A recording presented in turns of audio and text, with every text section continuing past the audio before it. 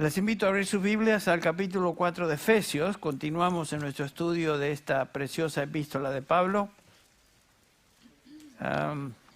Y nos encontramos en el capítulo 4, versículos del 17 al 24, en esta nueva sección donde el apóstol está instruyendo a los creyentes acerca de la relación en un cristiano entre su nueva naturaleza y su vieja manera de vivir. Ese es el tema de estos versículos. Así que vamos a dar lectura a los versículos 17 al 24.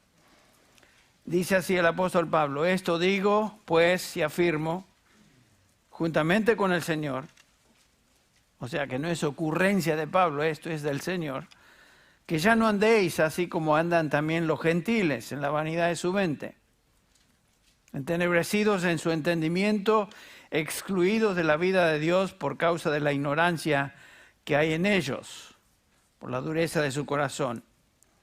Y ellos, habiendo llegado a ser insensibles, se entregaron a la sensualidad para cometer con avidez toda clase de impurezas. Pero vosotros no habéis aprendido así de Cristo. Si en verdad lo oísteis y habéis sido enseñados en Él conforme a la verdad que está en Jesús, que en cuanto a vuestra anterior manera de vivir, os despojéis del viejo hombre que se corrompe según los deseos engañosos,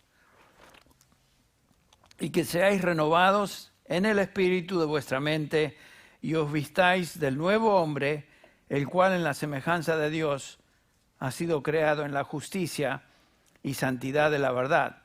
Un pasaje muy similar a lo que acabamos de leer en Colosenses capítulo 3.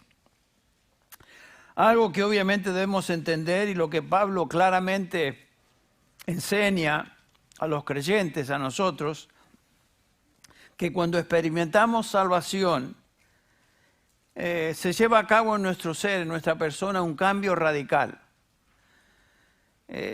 No es que Dios nos emparcha o nos cubre o nos hace mejores, sino que nos cambia, nos transforma totalmente en nuestro interior. Pasamos de muerte a vida espiritual, que Pablo ya lo dijo en el capítulo 2, versículo 5. Cuando estabais muertos en vuestros delitos y pecados, Él os dio vida. Esto habla de vida espiritual. Por lo tanto, el resultado de eso es que ya no vivimos como vivíamos antes, como muertos espirituales, sino que vivimos ahora en obediencia a Él en nuestra nueva vida en Cristo Jesús. Hemos sido totalmente transformados y hechos nuevos. Dios no simplemente nos mejoró, nos emparchó, sino que nos hizo nuevas criaturas. Escuchamos ese término tan a menudo que nos olvidamos las implicaciones de eso. Y porque esto es cierto, ya no tenemos nada que ver con nuestra vieja manera de vivir.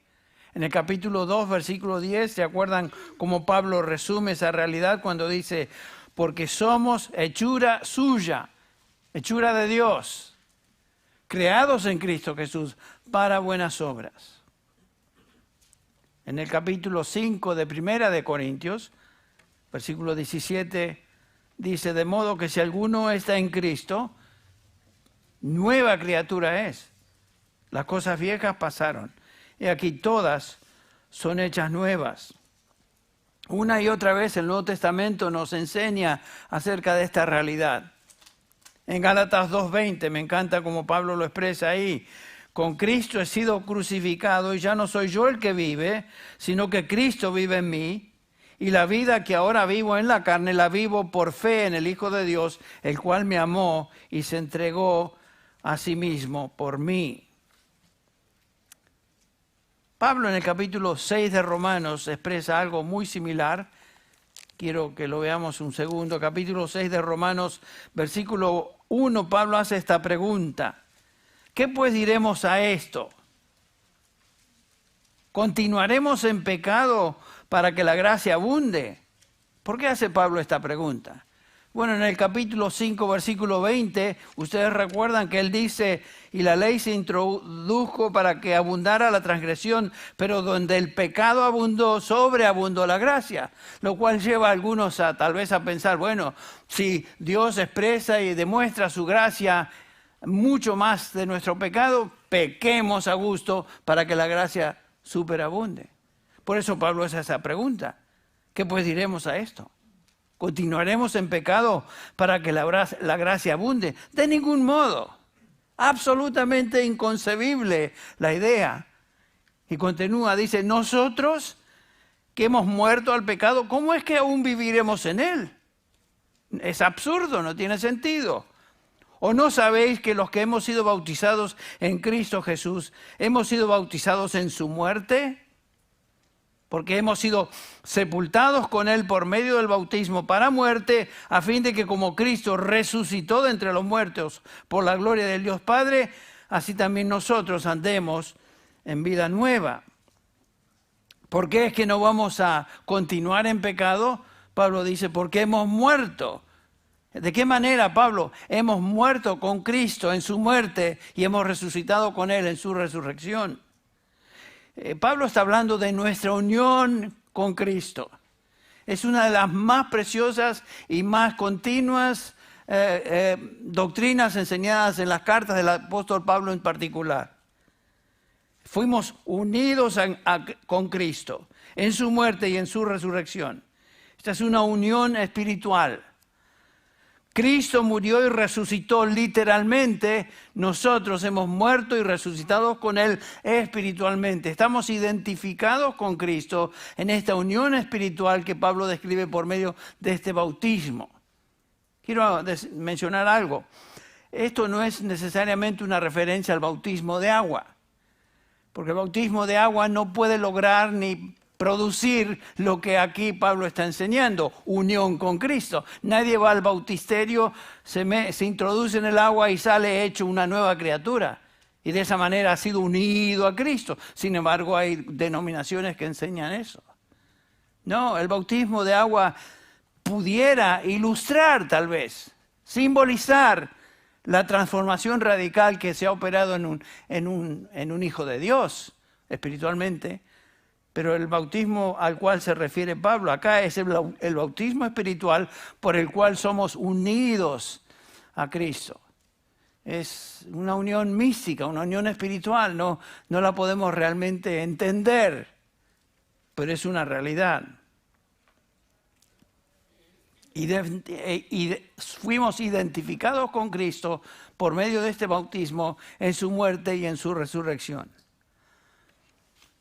Lo que éramos antes en Adán, ahora somos en Cristo. Antes estábamos unidos a Adán y todas las consecuencias de pertenecer a Adán, inclusive la condenación. Ahora estamos en Cristo con las consecuencias que esto implica, justificación y por supuesto unión espiritual con Él. Dios nos transformó.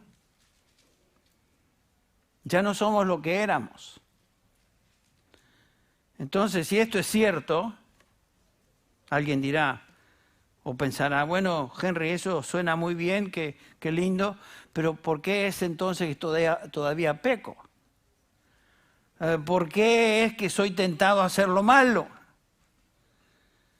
Y la obvia respuesta que se nos dan ahí en la palabra de Dios, particularmente Pablo en el capítulo 9, capítulo 7 de Romanos, es porque nuestra nueva criatura, nuestra nueva creación, lo que somos en Cristo, todavía se encuentra en esta vasija vieja, que es nuestra humanidad no redimida, que Pablo expresa como este cuerpo de muerte.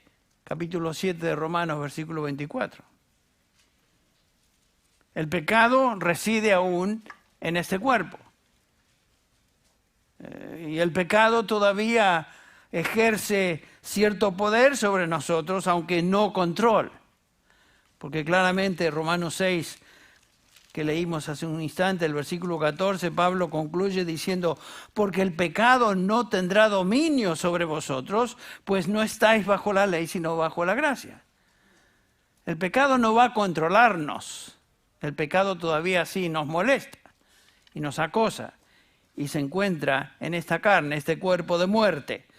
Por eso en el capítulo 7 de Romanos Pablo dice, porque yo sé que en mí, es decir, en mi carne, no habita nada bueno. Porque el querer está presente en mí, pero el hacer el bien no.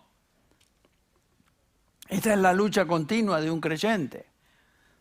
Continuamente nos vemos en esta lucha entre nuestra nueva naturaleza, lo que somos en Cristo Jesús, y aquello que éramos antes en nuestra carne, en nuestro ser natural, en nuestro hombre natural.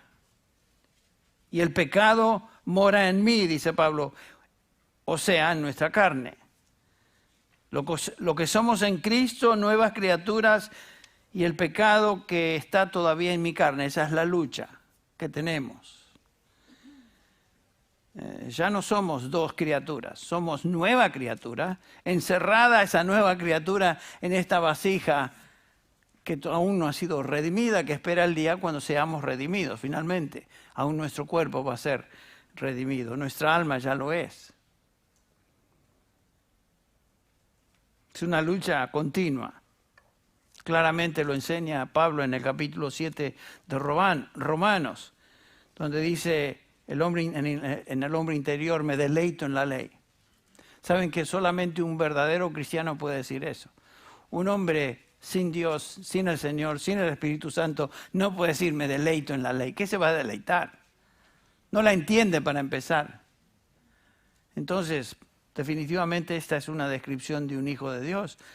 Y dice el versículo 23, pero veo otra ley en mis miembros, miembros de mi cuerpo, que me hace guerra contra la ley de mi mente. Por un lado, con mi mente yo quiero servir al Señor y es mi deseo, mi anhelo, pero por otro lado veo esta ley, este principio en mis miembros que me lleva en otra dirección.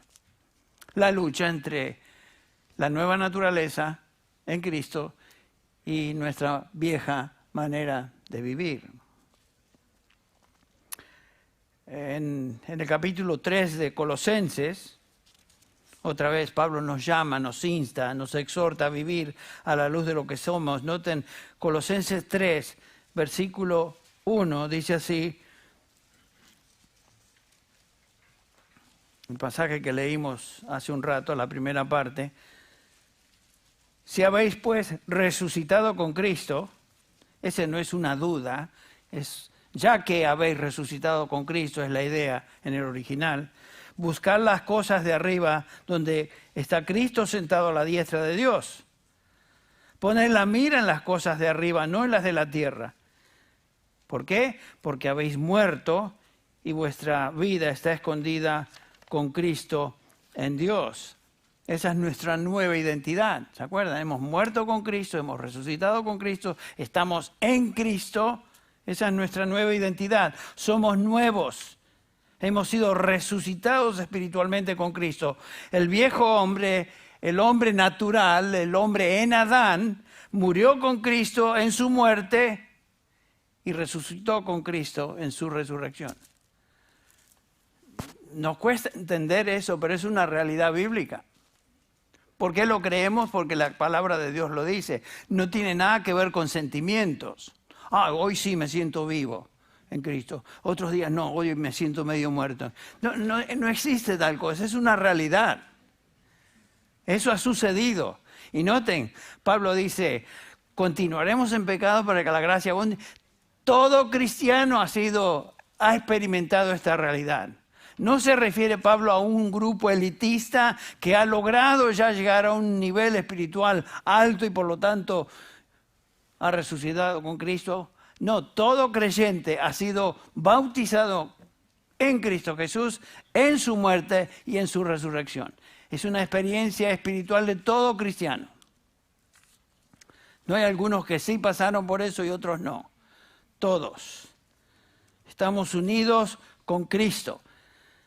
El no estar unido con Cristo indica que no eres creyente. Entonces todo creyente está unido con Cristo. ¿Cómo sucedió eso? Por medio de este bautismo espiritual, unidos a Cristo. Es una obra de Dios por medio de su Espíritu en la vida de cada uno de sus hijos. Entonces, regresando a Efesios, capítulos del 1 al 3, Pablo ha estado enseñando en cuanto a esta realidad espiritual, nuestra identidad con Cristo. Y en el capítulo 4 el apóstol da instrucción en cuanto a cómo esta nueva naturaleza se convierte en una nueva práctica. De esto nos hablan los versículos 17 al 24. La lucha entre lo que éramos antes de Cristo y ahora lo que somos en Cristo. Entonces veamos estos versículos del 17 al 19 hoy. Nos describe Pablo aquí, o nos recuerda lo que éramos en nuestro viejo andar.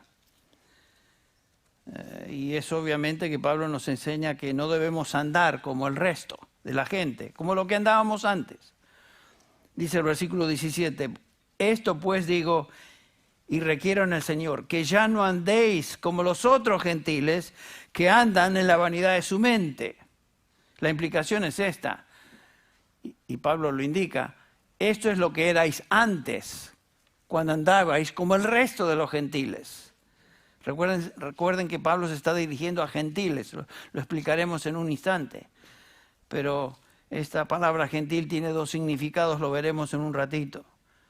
Y los gentiles andan en la vanidad de su mente. Y Pablo exhorta entonces a no andar de esa manera. Es una exhortación común, como dije, en todo el Nuevo Testamento, para todo cristiano, para ti y para mí, no andar como andábamos antes. Y andar, como hemos explicado, se refiere a un hábito, una manera de vivir, una manera de pensar. Algo nos caracterizaba antes, que era una manera de vivir, una manera vieja de vivir, una manera vieja de pensar. Y Pablo dice, no andéis como andabais antes. Y cada uno de nosotros podemos notar que desde el momento que el Señor nos salvó, sabemos que hubo un cambio, porque la palabra de Dios lo declara, pero también sabemos que hubo un cambio porque notamos, de alguna manera notamos, ya no soy el que era. Hay una anécdota de San Agustín, que era un hombre muy perverso, muy carnal, muy disipado en su vida. Lo conocemos como San Agustín, pero era un sinvergüenza antes de conocer a Cristo. Y una de las mujeres con la cual él había tenido relaciones, lo ve pasar por la calle y le dice, Agustín, soy yo. Y San Agustín le dice, sí, pero yo no soy Agustín. Yo no soy el que era. O sea, tú serás esa, pero no le dijo eso.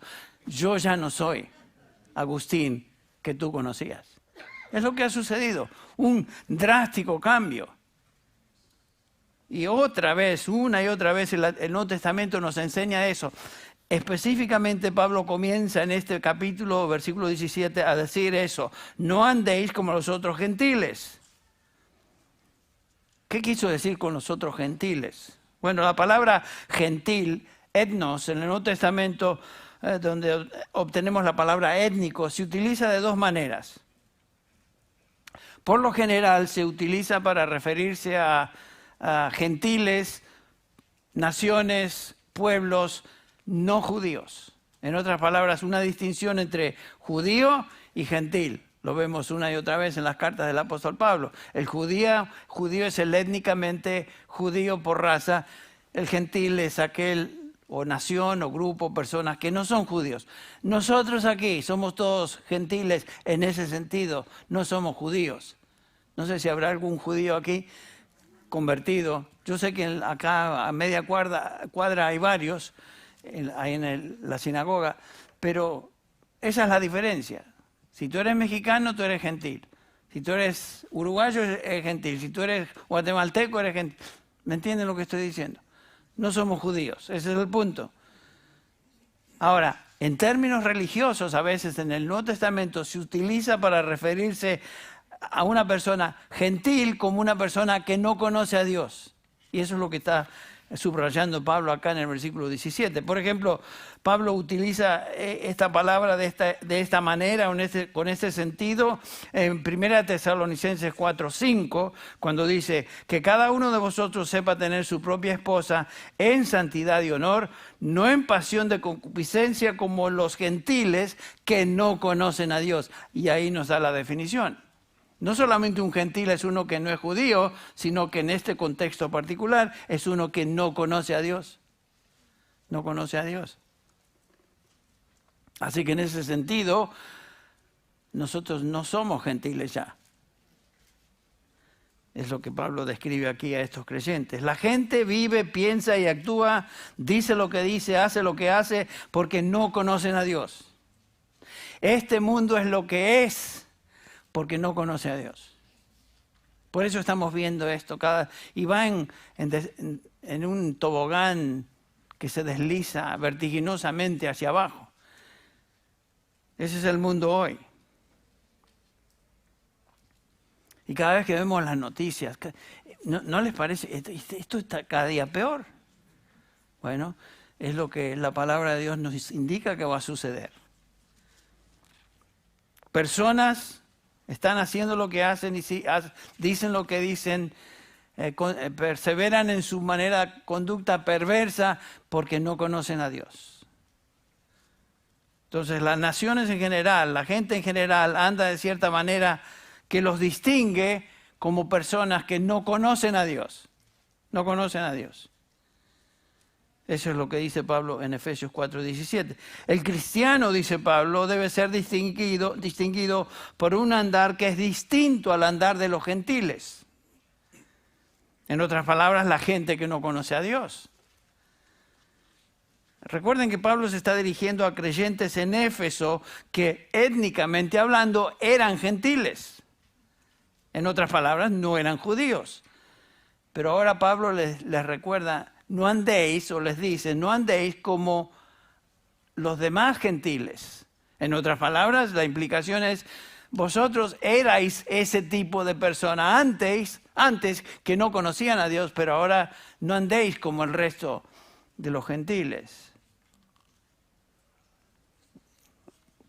Ustedes recuerdan, comenzamos a ver eso la última vez, o por lo menos lo mencionamos, el contexto social, religioso, moral, cultural de Éfeso era absolutamente gentil en esa manera de definirlo. No conocían a Dios. Eran idólatras, eran perversos en su vida moral y social. Y aquí recordemos que la religión principal de la ciudad de Éfeso era la religión a la famosa diosa, si ustedes recuerdan, lo vimos la última vez, Diana. Había un templo erigido que era una de las 8 maravillas del mundo en esa época. El templo a la diosa Diana, que era la diosa del amor. Los romanos usaban la palabra Artemis para referirse a la misma deidad. Pero era un ídolo a la fertilidad y el amor erótico.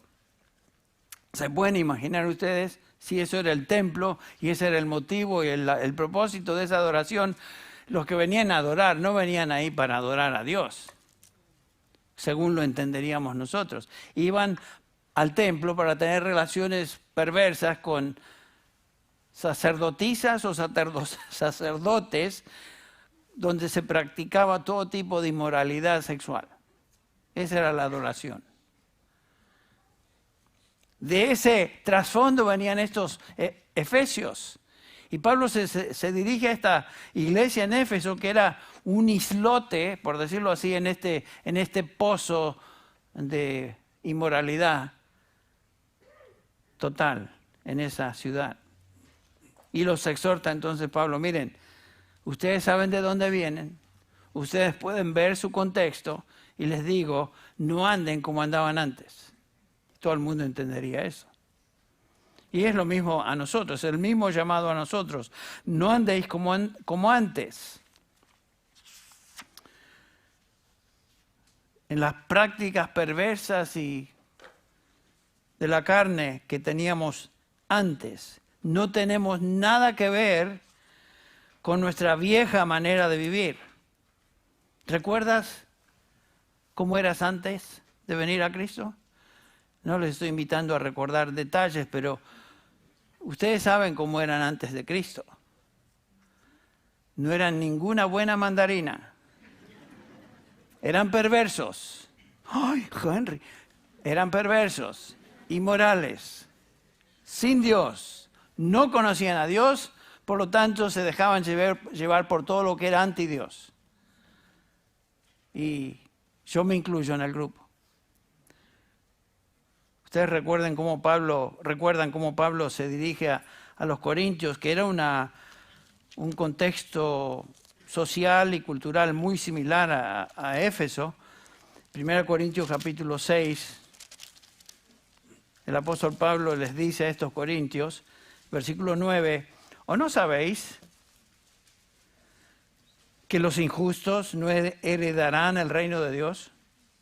No os dejéis engañar, ni los inmorales, y aquí viene la listita de personas que eran antes, ni los inmorales, ni los idólatras, ni los adúlteros, ni los afeminados, está hablando de transvestis aquí, en serio, ni los homosexuales, ni los ladrones, ni los avaros, ni los borrachos, ni los difamadores, ni los estafadores heredarán el reino de Dios. Qué listita, ¿no? Y después agrega esto, y esto erais, tiempo pasado, algunos de vosotros. Erais, ya no sois. Por eso, ¿qué pasó? Fuisteis lavados, fuisteis santificados, fuisteis justificados en el nombre del Señor Jesucristo y en el Espíritu de nuestro Dios. Versículo 11. Y Pablo les recuerda a estos hermanos que ya no son lo que eran por práctica, por hábito, por manera de vivir. Eso es lo que eran. Y otra vez hago la pregunta, piensen cada uno de ustedes de dónde lo sacó el Señor. ¿Qué eran antes de Cristo? No eran monaguillos, no eran moneditas de oro, como dicen algunos, eran unos sinvergüenzas. ¿Sí o no? Como dice Alex Montoya. ¿Sí o no? A ver, dígame. Y los provoca a contestar. Me da risa Alex Montoya cómo enseña. ¿A que no? ¿A que no? Lo estoy imitando a él ahora. Pero me sale muy mal la imitación. Lo siento. Ya no somos lo que éramos. Punto final. Luchamos con la carne, luchamos con el mundo. El diablo nos ataca. Anda como león rugiente buscando a quien devorar. Sentimos, sabemos esa lucha. Pero ya no somos lo que éramos. Porque si siguiéramos viviendo como éramos, hay una sola explicación. No ha habido un cambio. No ha habido transformación. No hemos nacido de nuevo. No tenemos vida nueva. Es lo que Juan nos recuerda. Primera de Juan, capítulo 3, nos dice, comenzando con el versículo 8. Primera de Juan 3, 8. Dirigiéndose a creyentes, Juan les dice, el que practica el pecado es el diablo. O sea, el que vive en pecado, el que anda en pecado es el diablo. Porque el diablo ha pecado desde el principio. El Hijo de Dios se manifestó con este propósito, para destruir las obras del diablo. Ese es el punto. Cristo vino a destruir las obras del diablo. Si seguimos obrando de la misma manera, quiere decir que el Señor no hizo nada con nosotros. Continúa diciendo Pablo en el versículo 9, ninguno, no algunos, sino que ninguno que es nacido de Dios practica el pecado. ¿Por qué?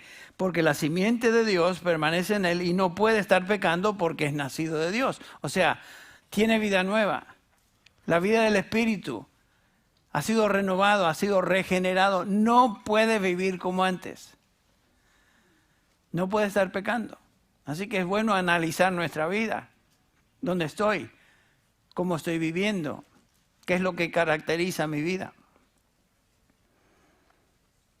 Ya que hice esa pregunta, bueno, lo que está diciendo Juan, que acabamos de leer, es imposible que un hijo de Dios viva en pecado. O sea, en su manera de vivir, como hábito, es imposible. Porque la simiente de Dios, la simiente del Espíritu Santo, la nueva vida está en nosotros. Sí que pecamos, Juan no está diciendo que ya no pecamos, sí que pecamos, dice el capítulo 2, versículo 1, si alguno peca, abogado tenemos para con el Padre. O sea, Juan da por sentado, hijitos míos, os escribo estas cosas para que no pequéis, pero si alguno pecare, abogado tenemos con el Padre. Juan da por sentado que vamos a pecar. Y cuando pecamos, tenemos abogado para con el Padre, quien está intercediendo a favor nuestro a la diestra del Padre y lo hace perpetuamente, como dice Hebreos 7:25. Claro que pecamos, pero el pecado en nuestra vida no es un hábito de vida. ¿Me entienden? Ya es como un accidente, es como que, Señor, y cada vez que pecamos, venimos otra vez al Señor, simplemente, Señor, ¿qué voy a hacer? No puedo esconderlo, lo confieso mi pecado. Estando seguro, y gracias por eso, que si confesamos nuestros pecados, 1 Juan 1:9, Él es fiel y justo para perdonar y limpiarnos de toda maldad. O sea, sí, por supuesto que pecamos. Pero un hijo de Dios no puede vivir de la vieja manera de vivir porque la simiente de Dios está en él. Ha nacido de nuevo. Ha sido radicalmente transformado. Ahora, ¿qué caracteriza la vida de un gentil? A ver si terminamos esto en media hora. ¿Qué caracteriza el andar de un gentil, una persona que no conoce a Dios? Y lo primero que Pablo dice en el versículo 17 es que andan en la vanidad de su mente. Andan en la vanidad de su mente. Yo creo que la palabra aquí, mente, es un poco más que simplemente el intelecto. Es su personalidad, su alma, su disposición interna, sus emociones, todo lo que él es. Pero comienza con la manera de pensar, su mente. Y Pablo hace hincapié en esto. Los gentiles, la gente que no conoce a Dios, piensan el mal y piensan mal. Y por lo tanto su conducta es mala. Su caminar es torcido. Los gentiles se dejan llevar por su manera de pensar, la cual, dice Pablo, es vana, vacía. Y piensen si no es cierto.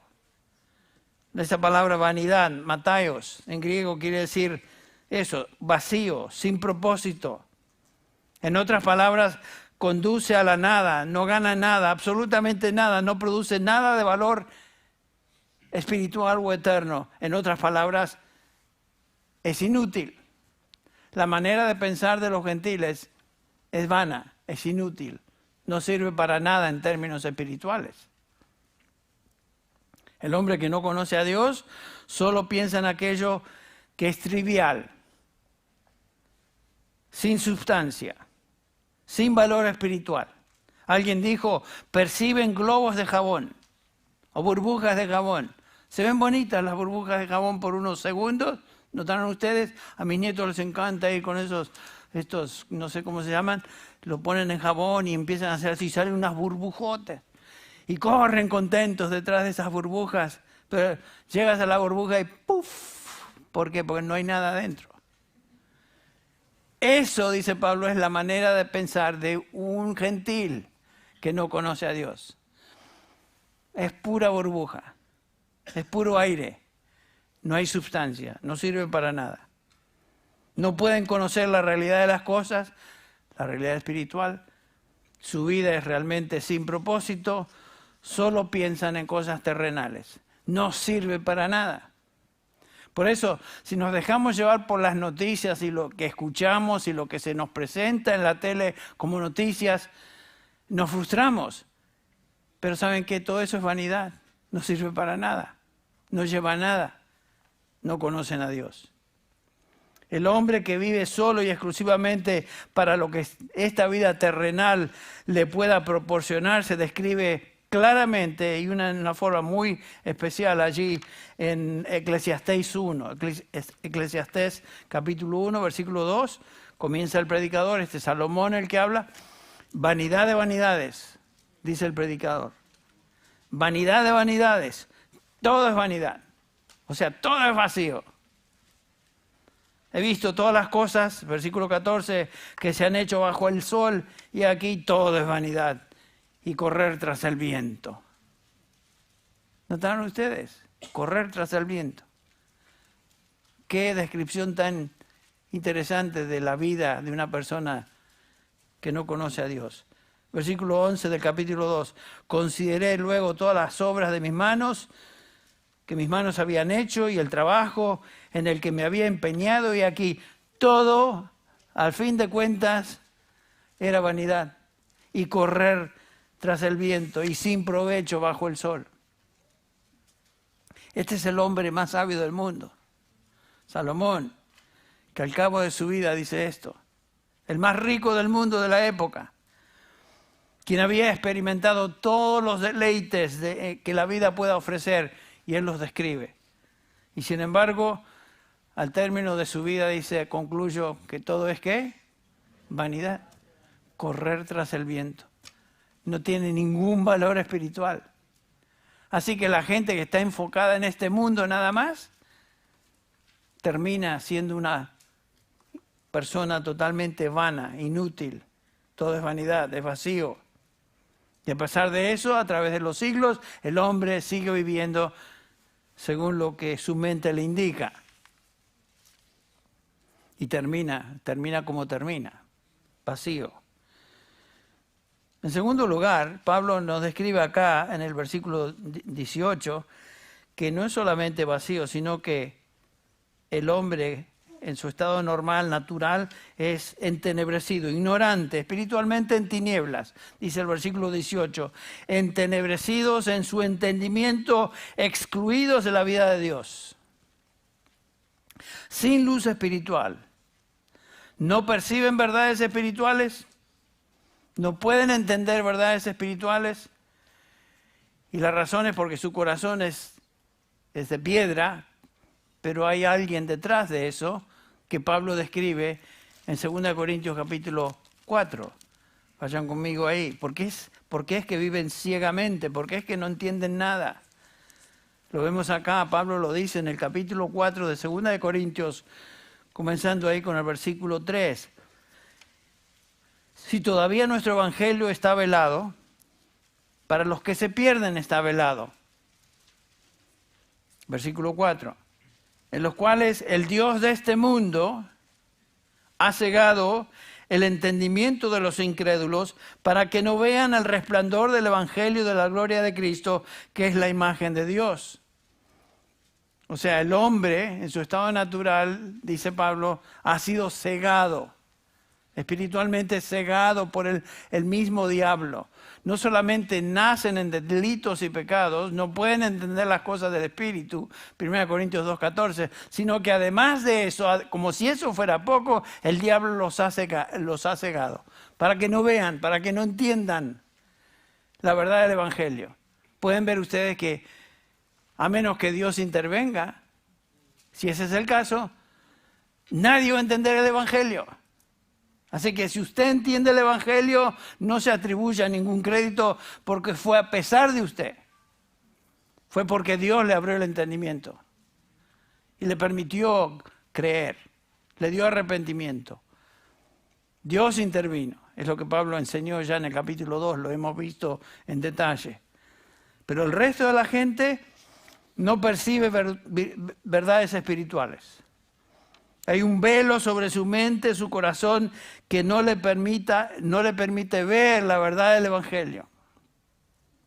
¿Cuántos de ustedes han enseñado o comunicado o compartido el Evangelio con otros y es como si estuvieran hablando a esa columna? ¿Pero qué les pasa esto? No entienden. Pregunta, ¿entendías tú antes? ¿Tú eras tan torpe como el resto? Yo también. Porque hasta que el Señor nos abrió el entendimiento, como lo hizo a Lidia, capítulo 16 de Hechos, Ella estaba tan muerta, aunque era religiosa, como el resto de la gente. Pero el Señor le abrió el entendimiento para recibir el evangelio predicado por Pablo y Silas ahí. Bueno, hay tantos pasajes que pudiéramos mencionar que nos enseñan acerca de esta tiniebla espiritual. El pecado siempre está asociado con las tinieblas en el Nuevo Testamento, en la Biblia. Ustedes recuerdan que Jesús dice en Juan 3:19 que la luz vino al mundo, pero los hombres amaron ¿qué? Más las tinieblas que la luz, y rechazaron la luz. El Señor Jesús dijo, yo soy la luz del mundo, lo rechazaron a Él. Recuerden que nosotros, nos dice Colosenses 1:13, fuimos rescatados del reino de las tinieblas en el cual nos encontramos al reino de su amado Hijo. Nosotros éramos tinieblas. El mismo capítulo 5 de esta epístola nos dice, el apóstol Pablo le dice a estos creyentes, capítulo 5 de Efesios, versículo 8 creo que es, dice ahí, porque antes erais tinieblas.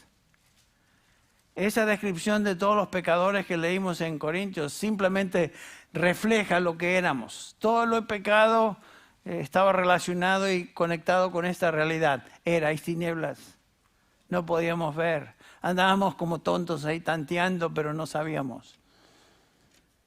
Descarriados, perdidos, cegados. Éramos tinieblas. La vida sin Cristo se caracteriza por tinieblas.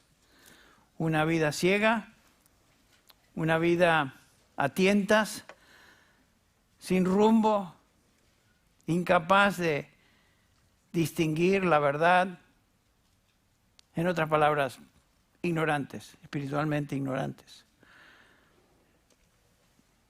Yo me irrito cuando veo gente hablar por televisión, a veces me irrito demasiado, pero me tengo que volver a pensar, pero si son lo que son porque están cegados, son hijos del diablo. ¡Ay, tan fuerte! Sí, el Señor Jesús dijo, vosotros sois de vuestro padre el diablo, son hijos del diablo, cegados por el diablo, no tienen la habilidad de discernir, no entienden. ¿Qué vamos a hacer con esta gente? Solamente el Evangelio. Y permitir y dejar eso en las manos del Señor para que Él abra el entendimiento y que la palabra de Dios penetre y cambie vidas, que es lo que el Señor sigue haciendo y continúa haciendo a través de la historia de la redención. Esta es la descripción de un hombre sin Cristo, cegado, fracaso en su mente, en su intelecto, sin entendimiento.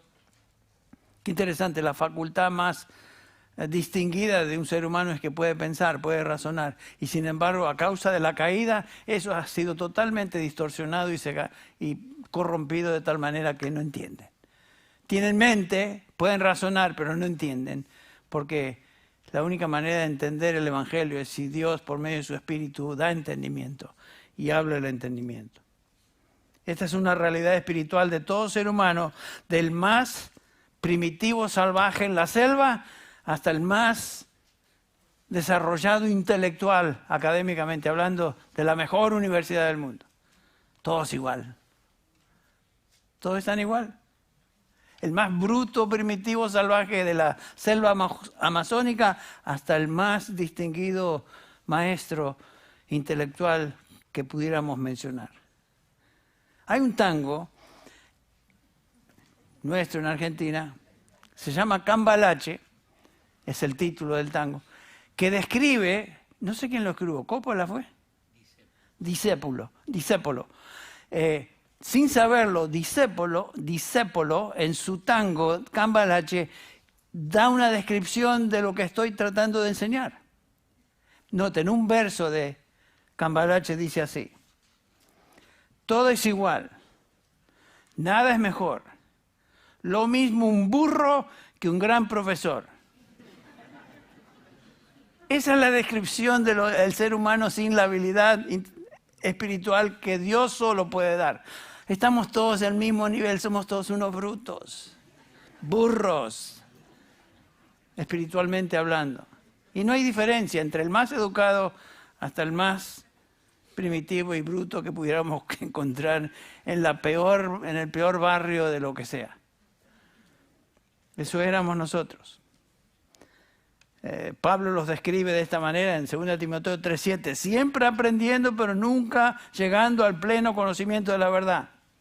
Son ignorantes de la verdad de Dios.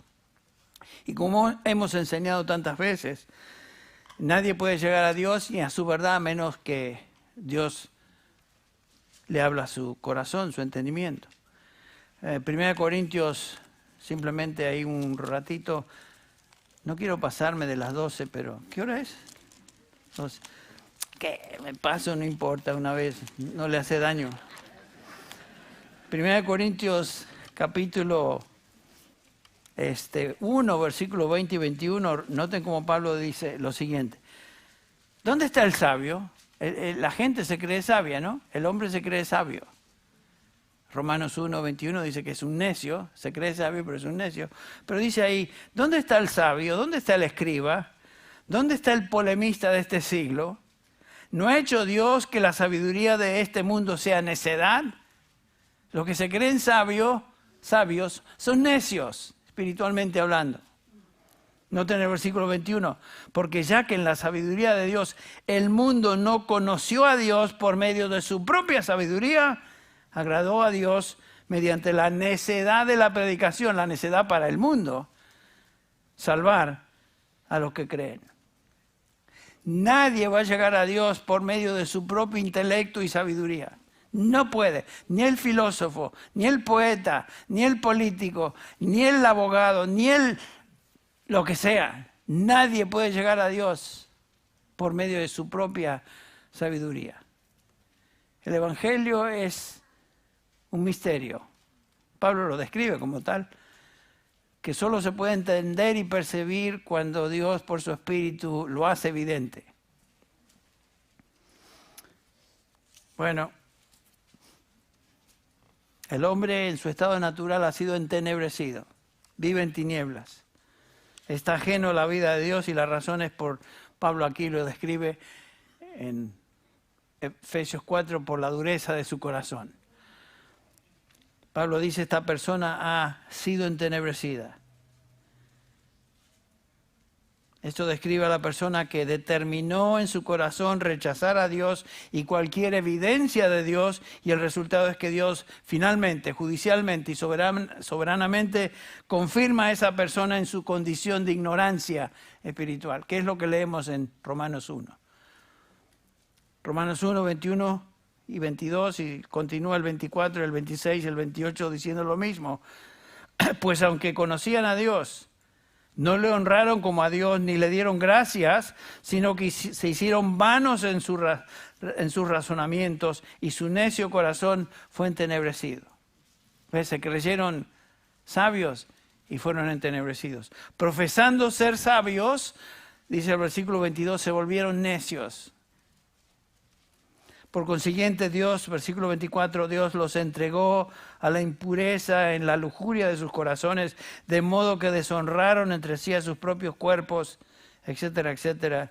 Y lo mismo dice el versículo 26 de Romanos 1 y Romanos 28. Dios los entregó. ¿Quieren vivir así? ¿Quieren rechazarme? ¿Rechazan todo lo que es verdad y luz? Pues ahí los entrego, a esa condición. Es el hombre que solo se deja llevar por su mente, su corazón entenebrecido, dice la palabra de Dios, es un necio, es un ignorante, aunque se creen sabios. Profesan ser sabios, pero Dios dice, son necios. Son necios. No entienden, no pueden entender, ni siquiera quieren entender la verdad. Escogieron un estilo de vida que rechaza a Dios y Dios en su juicio los confirma en ese estilo de vida y los entrega a la lujuria de sus corazones, dice. Qué triste, ¿no? Y eso es lo que vemos en esta sociedad. Entregados por el juicio divino a lo que quieren ser y vivir. Ok, ahí están, entregados.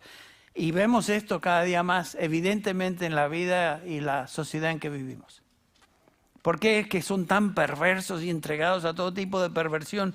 Sin vergüenza, que es el tercer punto de un hombre sin Dios, moralmente insensible, no tienen vergüenza.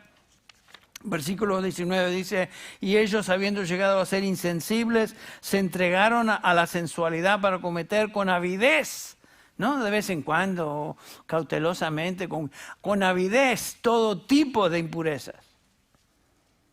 Ustedes han visto y hemos visto a gente desvergonzada, que no les importa nada su inmoralidad y aún la desfila como si fuera algo virtuoso. Estos famosos desfiles gays y estas porquerías que se ven por ahí. Lo virtuoso se considera malo y lo que es virtuoso, lo que es malo se considera virtuoso. Todo al revés. Todo al revés. Lo más inmundo hoy se acepta como si fuera lo más normal. ¿Notaron eso? El mundo, como dice ese tango otra vez, Cambalache, el mundo es y será una porquería. Me gusta cómo describe Cambalache eso. En el 503 y en el 2000 también, y fíjense que fue escrito hace tiempo eso. O sea, sigue lo mismo, el mundo es y será una porquería. Vivimos en un contexto de porquería moral, porquería social, porquería.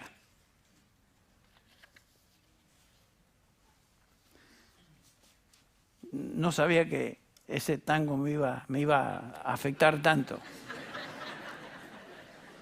Pero dice la verdad. Inmoralidad sin frenos, desbocada, grosera. Bueno, tenemos muchos pasajes que enseñan eso, pero se nos está acabando el tiempo. Y noten que Pablo dice que se entregan para cometer toda clase de inmundicia. La palabra cometer es ergasía es o ergasia. Ergasía es, ¿tiene el acento en la I? ¿En griego? Bueno. Alguno que tenga un Nuevo Testamento en griega, dígame si es ergasia o ergasía. Yo diría que es ergasía. Pero se refiere a un negocio, esa palabra. Esta gente ha hecho un negocio de lo que es inmoralidad, de lo que es pecado. Prostitución, pornografía, mercado de niños para ser usados en pornografía y todas esas cosas. Eso es lo que es.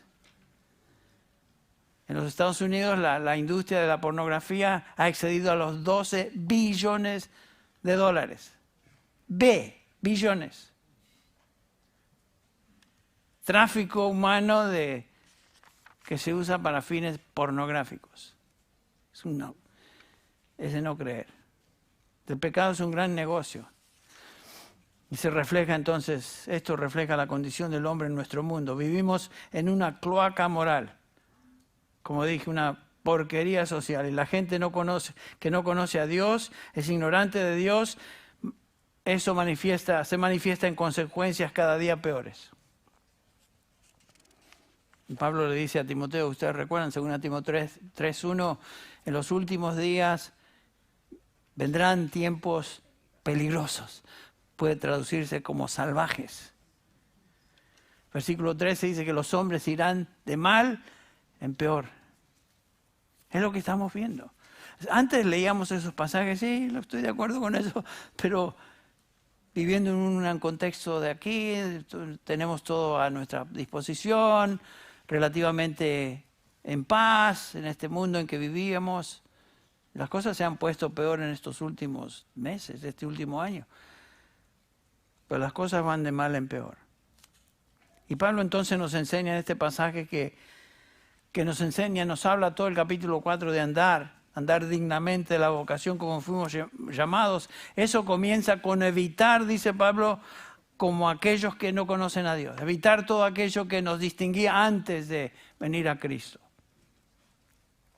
Como aquellos que determinan su propia manera de andar sin un pensamiento de Dios en sus vidas. Cuando esto sucede, se separan de la posibilidad de conocer la verdad. Son espiritualmente ignorantes, sin estándares de moralidad. Cuando pierden el sentido de lo que es moral, descienden aún más y despliegan aún más su maldad, su impiedad, y van en camino abajo. Esto muestra la condición de los gentiles.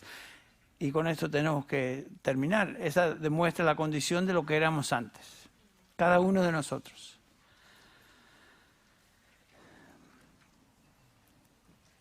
¿Qué es lo que el Señor te está diciendo hoy a ti? A cada uno de nosotros. Como Jonathan Edwards le decía a esta joven cristiana, cuando escuches un sermón, escúchalo para ti. ¿Ok? ¿Qué es lo que el Señor te está diciendo a ti hoy? Si te cabe, ponte el saco, ¿no? Como dicen en México. ¿Qué es lo que el Señor te está diciendo? Si eres una persona que no conoce a Dios, esto te describe.